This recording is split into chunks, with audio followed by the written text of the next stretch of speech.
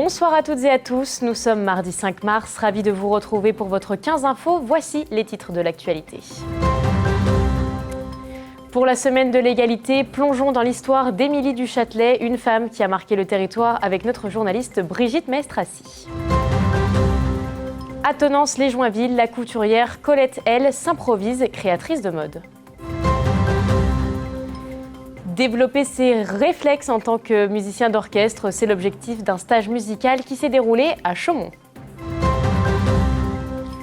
Aujourd'hui, les populations ont de plus en plus de mal à se faire soigner. C'est pour cela qu'a été créé Imeuse Santé. Nous en reparlerons à la fin de notre journal avec Jean-Charles Dron. Voici pour les titres.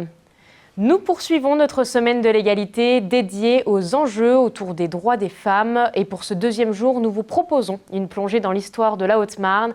Partons à la rencontre d'Émilie du Châtelet, une femme qui a profondément marqué notre territoire. Bonsoir Brigitte, tu es avec nous pour nous en dire un petit peu plus sur cette figure historique. Bonsoir Clémentine. Alors Émilie du Châtelet, elle est très connue sur le territoire pour un bâtiment, le château de Céry-sur-Blaise. La construction du château a débuté en 1643 par le marquis Louis-Jules du Châtelet. Il a été construit sur les vestiges d'un château fort dont les premières traces remontent au XIe siècle. En haut d'une colline, il surplombe la vallée de la Blaise. L'entièreté du château est classée monument historique depuis 2002. Alors, qui était Émilie du Châtelet finalement? Est-ce qu'on peut résumer en quelques mots sa vie? Bien sûr, fille de Louis-Nicolas le Tonnelier, elle naît en 1706 dans une famille noble et très riche. Fait rare, son père lui donne la même éducation qu'à ses garçons. Elle est férue d'art et de sciences. Émilie saisit cette chance pour s'instruire au sujet qui l'intéresse et développe une expertise en physique, astronomie, astrophysique et s'initie même aux mathématiques. À côté, elle se passionne aussi pour la danse, le théâtre et le chant et se trouve talentueuse en équitation. Le 20 juin 1975, à l'âge de 18 ans, elle épouse le marquis Florent-Claude du Châtelet et part vivre à Sémur en Ossois. Elle aura rapidement 3 enfants avant de convenir avec lui de mener des vies séparées et s'installera donc au château de Céry-sur-Blaise. C'est à partir de ce moment où elle devient une réelle femme de science en devenant la traductrice des travaux de Newton. Elle sera aussi la première femme à être publiée par l'Académie des sciences.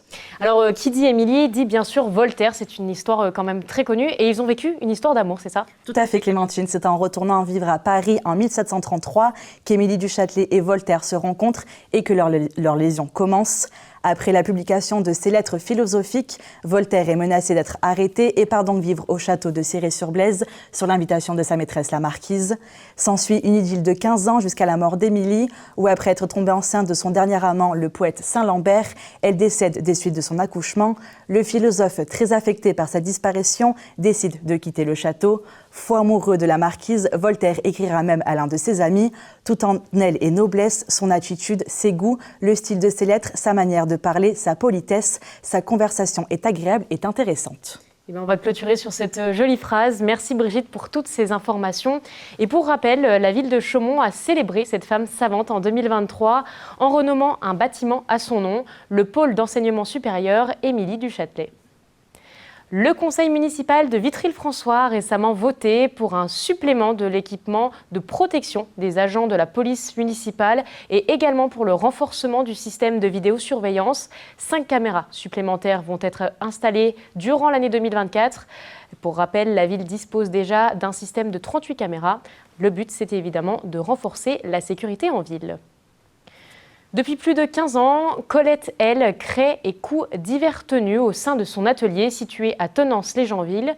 Ce métier, elle l'a appris en autodidacte en faisant des costumes pour la danse de salon. Manon Defontis l'a rencontrée.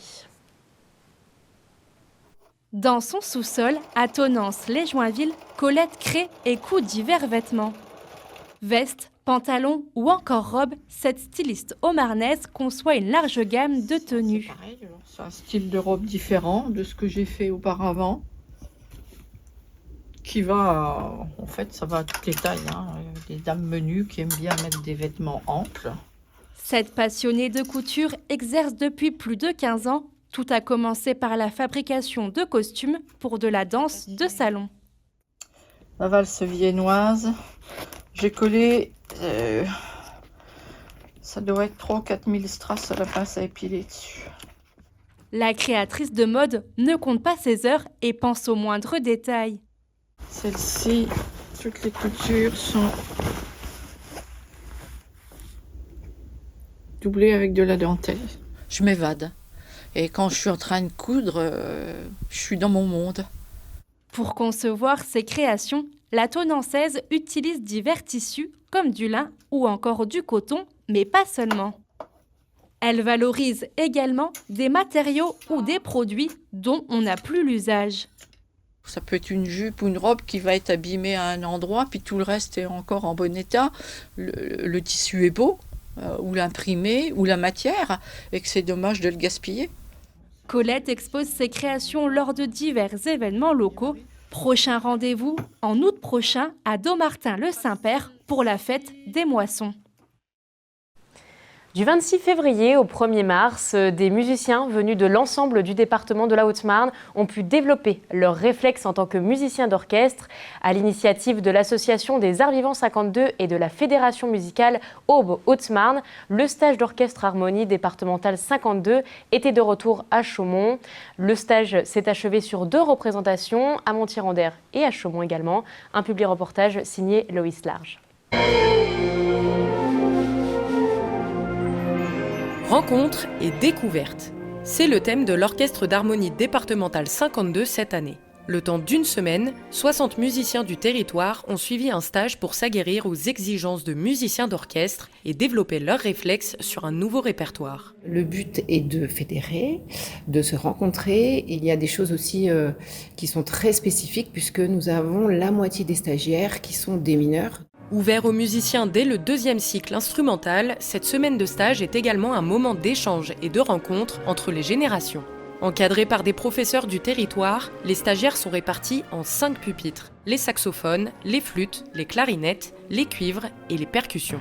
Il y a des gens qui sont déjà dans des orchestres, mais qui n'ont pas forcément la chance dans leur structure d'avoir autant de pupitres différents. Et très peu ont eu la chance d'accompagner des solistes, comme nous aurons la chance d'avoir des solistes. En effet, cette année, le stage reçoit 2 solistes, Simon Girard au trombone et Julien Henneveux au didgeridoo. Chaque musicien travaille donc en partiel, par petits groupes avec sa catégorie d'instruments, mais également en touti avec les autres musiciens, le chef d'orchestre invité Maxime Pitois et les solistes. Nous, on est plus entre guillemets musique classique, et là, on va s'approcher de la musique contemporaine avec le didgeridoo. C'est une création. On va également toucher du doigt le jazz avec notre tromboniste invité. Et donc, c'est vraiment dans l'idée de la rencontre et dans le mélange de ces univers-là, et de voir qu'est-ce que ces solistes peuvent apporter à l'orchestre, comment ils voient eux la musique et leur rapport avec la partition. Ils sont beaucoup dans l'improvisation, ce genre de choses. Cette semaine de travail s'est achevée sur 2 concerts, un premier à Chaumont le 29 février et un second à Montier-en-Der le 1er mars.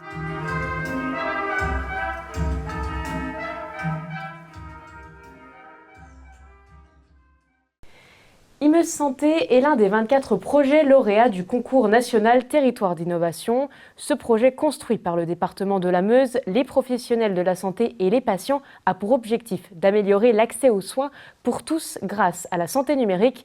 Bonsoir Jean Chaldron. Bonsoir. Vous êtes le directeur d'Imeuse Santé. Alors tout d'abord, présentez-nous un petit peu ce projet. Comment il est né ? Alors, c'est un programme qui est né en 2018 à l'initiative du département de la Meuse, qui a été rapidement rejoint par les départements de la Haute-Marne et de la Meurthe-et-Moselle.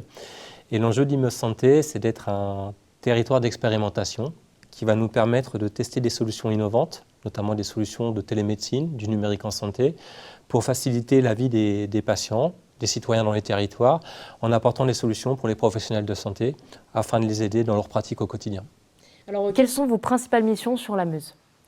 Alors nous, l'objectif, c'est de comprendre déjà quels sont les besoins, les attendus qu'on peut retrouver dans les territoires, donc bien comprendre quels sont les besoins adressés pour les patients, comprendre aussi les professionnels de santé, quels sont leurs attendus, et d'aller rechercher en fait sur le marché des solutions qui vont leur permettre justement de répondre à leurs grands enjeux. Donc ça va être des solutions de télémédecine pour de la téléconsultation, de la télésurveillance, du maintien à domicile, aussi pour la gestion des maladies chroniques. Donc un peu de tout finalement. Et quelles sont un petit peu les actions que vous avez déjà menées ? Vous me parliez de télémédecine par exemple. Oui. Alors une de nos actions qu'on a menées qui a bien abouti, c'est celle du développement d'un modèle de téléconsultation de territoire qu'on appelle augmenter et assister. On a pris le parti en fait de développer une solution qui permet de répondre aux besoins de tous les patients. L'enjeu, c'est de leur permettre d'être accompagnés par un soignant qui va les aider dans la manipulation des équipements de télémédecine. Et de l'autre côté, on a un médecin qui se situe en Meuse et qui va permettre d'adresser tous les besoins. Et ce faisant, notre objectif, c'est de pouvoir évaluer comment ce modèle peut se développer à plus grande échelle et potentiellement au niveau national. Donc on va interpeller ensuite les autorités de tutelle pour regarder comment ce modèle peut se généraliser. Alors, un modèle qui peut se généraliser, vous avez d'autres peut-être idées pour la suite, d'autres actions menées déjà? Oui, alors on travaille également sur les sujets de télésurveillance. On a notamment développé un grand projet avec le CH de Verdun, où l'idée était d'équiper les patients à domicile avec des solutions qui leur permettent de suivre leurs pathologies chroniques respiratoires, donc les bronchiopathies obstructives chroniques, les syndromes de l'apnée du sommeil. Et ce faisant, l'idée c'est de voir si en les équipant avec ces dispositifs-là, ces gens changeaient leurs habitudes de vie. Et on s'aperçoit qu'effectivement, certains se remettent au sport, certains ont une hygiène de vie qui est plus positive. Et du coup, ça permet d'avoir un programme de prévention avec une meilleure prise en charge de leur pathologie. Alors, quels sont les premiers retours, puisque vous avez mis ça en place très récemment, finalement, quels sont les premiers retours que vous avez? Les retours sont positifs. Alors, ce qu'on constate avec la télémédecine, c'est qu'effectivement, il faut convaincre. Il faut convaincre les utilisateurs, donc les professionnels de santé, pour qu'ils comprennent que la télémédecine n'est pas quelque chose qui se substitue à la médecine. C'est vraiment simplement un outil qu'on met à leur disposition et qui a pour vocation à les aider dans leur quotidien. Après, il faut aussi convaincre les patients. Et le constat qu'on peut faire, c'est que pour le patient, la solution de télémédecine n'est pas forcément ce qui remplace en première intention le médecin. Mais une fois qu'ils ont pu faire une première téléconsultation, ils se rendent compte en fait, de la qualité du service et qu'il y a une vraie prise en charge médicale, humaine, quelque chose qui leur convient bien et ils reviennent assez systématiquement. Alors tout ça, c'est pour pallier le manque finalement de soignants sur le territoire. On a cette problématique de déficit de médecins généralistes, surtout de médecins spécialistes. C'est vrai ensuite pour la plupart des professionnels de santé. Et tout l'enjeu, c'est de pouvoir trouver justement, au travers de la modalité de télémédecine, quelque chose qui rapporte du lien entre tous ces professionnels de santé et qui leur facilite la vie. Comment on essaye d'attirer des médecins sur son territoire, en plus de ce que vous faites déjà? Alors, on a eu l'occasion, il y a assez peu de temps, de mettre en place un site web qui s'appelle ProSanté Meuse, qui a pour vocation de mettre en lumière des offres d'installations qui peuvent exister dans le territoire. Donc pour tous les professionnels de santé, médecins, infirmiers, kinés. Et l'enjeu, c'est de mettre en lumière finalement toute cette possibilité d'installation. Après, effectivement, il faut qu'il y ait des territoires où les gens ont envie de venir, parce qu'il y a des projets familiaux, des projets de vie qui sont aussi intéressants. Il faut travailler évidemment sur ces sujets-là. Et puis, le dernier point, c'est qu'on estime, nous, que justement proposer des solutions qui permettent à des professionnels de santé d'être moins isolés dans leur pratique, de pouvoir accéder plus facilement à des confrères spécialistes qui sont un peu plus élevés dans le territoire, et c'est des leviers d'attractivité. L'idée, c'est vraiment de leur donner envie de revenir avec l'ensemble de ces solutions. On va terminer sur une question. Quelles sont un petit peu les actualités aujourd'hui? Quels sont un peu les grands projets qui sont menés en ce moment? Alors aujourd'hui, Meuse Santé, au travers de nos différents axes de travail, on a 29 expérimentations qui sont en cours. Alors sur ces 29 expérimentations, l'idée c'est vraiment de regarder quelle solution est à même de répondre à ces problématiques de désertification médicale ou de prise en charge du maintien à domicile, du vieillissement de la population. Et on retiendra sur ces 39 expérimentations que les solutions qui sont les plus utiles, les plus pertinentes par rapport aux besoins de santé. Ça concerne la prévention, ça concerne la téléconsultation et ça concerne aussi le maintien à domicile. Et cette année, on va lancer 2 nouvelles expérimentations, une sur la périnatalité pour répondre aux besoins des jeunes mamans qui accouchent dans nos territoires, et l'autre sujet va être de renforcer le sujet du maintien à domicile. Merci beaucoup d'avoir été avec nous sur ce plateau. Merci beaucoup. C'est la fin de votre 15 infos. Merci de nous avoir suivis. Tout de suite, la météo. Je vous retrouve demain soir pour une nouvelle édition. Bonne soirée à toutes et à tous. Toute l'actualité en continu à retrouver sur notre site internet et notre application mobile. Retrouvez-nous également sur les box internet Orange, Free et Bouygues Télécom.